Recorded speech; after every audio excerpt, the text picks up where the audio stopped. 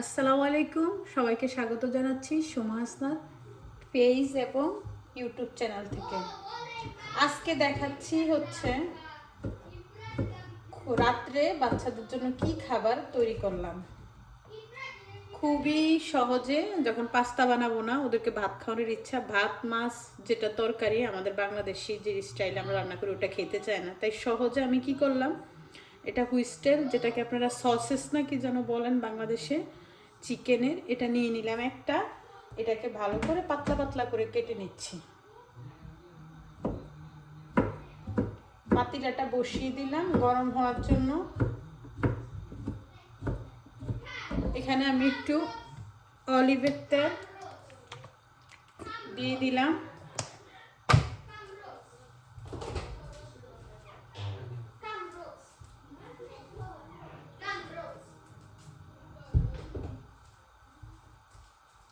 আর এই ফাঁকে হুইস্টেলটা কেটে নিচ্ছি একদম কুচি কুচি করে।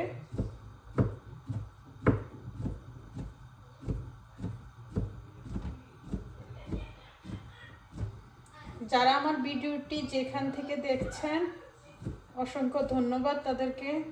আমার চ্যানেল এবং পেজটির সাথে থাকবেন, চ্যানেলটিকে সাবস্ক্রাইব করবেন এবং পেজটি ফলো দিয়ে রাখবেন। ইনশাল্লাহ আমি আপনাদের জন্য নতুন নতুন ভিডিও দেওয়ার চেষ্টা করব। চুলার আঁচটা একটু বাড়িয়ে দিলাম।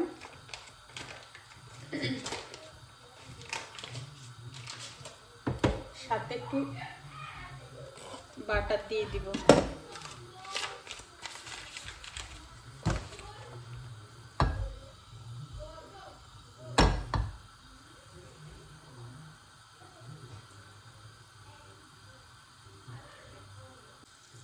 বাটারটি গলে গেল, এর মধ্যে আমি কেটে রাখা হুইস্টেলগুলি দিয়ে দিচ্ছি।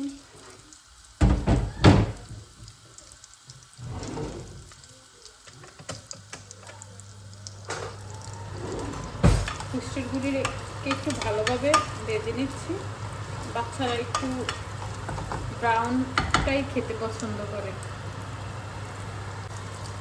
কালারের জন্য জাস্ট অল্প একটু হলুদ মিশিয়ে নিলাম। ওরা একটু কালার হলে এবার খেতে পছন্দ করে, কালারের জন্য দিয়ে দিলাম।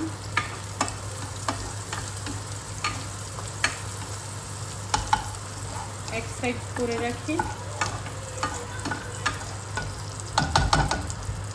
আরেক সাইডে আমি দুইটা দিয়ে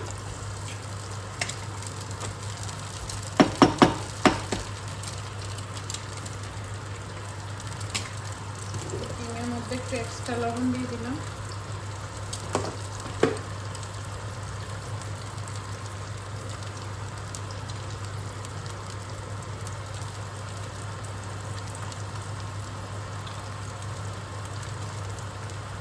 গোলমরিচের গুঁড়া দিয়ে দিলাম।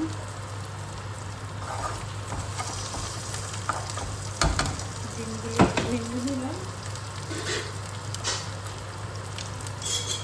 এর মধ্যে পরিমাণ মতো যে ভাতগুলি আমি রান্না করেছিলাম নিজেদের জন্য, ওগুলি কিছু ছিল, দিয়ে দিলাম।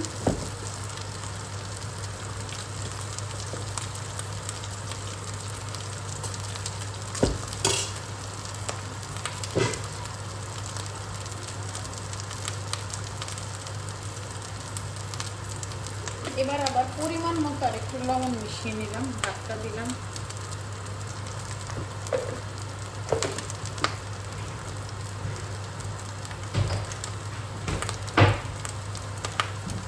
এটা প্লেটে করে দিলে, চুলার আঁচটা একটু কমিয়ে নিচ্ছি, এবার মিশিয়ে নিলাম। এটা প্লেটে করে দিলে চামচ দিয়ে খুব সহজে ওরা খেয়ে ফেলতে পারে। যদি কখনো পাস্তা করার ইচ্ছা থাকে না বা ওরা ভাতের অন্য আইটেম খাবে না, তাহলে আমরা আমি সহজে এটা করে দিই।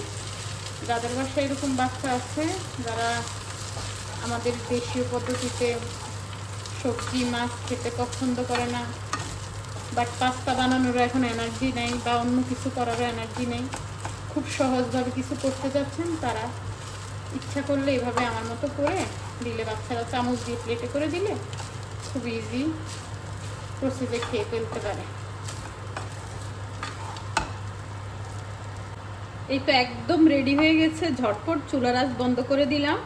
খুবই কম সময়ের, 2 থেকে 3 মিনিটের মধ্যে, কারণ ভাতটা তো আগে থেকে প্রস্তুত করা আছে। এই যে আমি এখন প্লেটে নিয়ে নিচ্ছি।